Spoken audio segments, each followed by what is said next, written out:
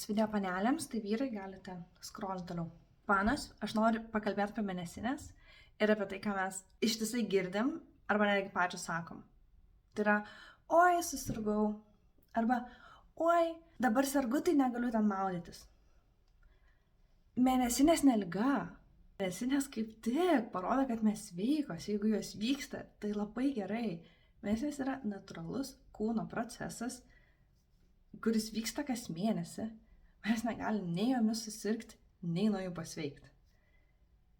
Mes tiesiog esame moteris taip sukurtos ir mūsų kūnas daro tai, mums norint ar nenorint. Tai tiesiog vyksta.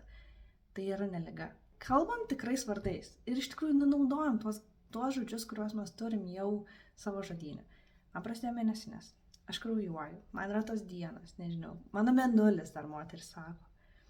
Pasidalinkit, kaip jūs vadinat savo mėnesinės, nes gali būti, kad sužinosim dar kokių kodinių vardukų arba dar kokių nors gražių, fainų žodžių, kaip galima išsireikšti su pagarba, su meile, su dėkingumu savo kūnui, kad jisai veikia, kad yra pasiruošęs užauginti viduj vaiką.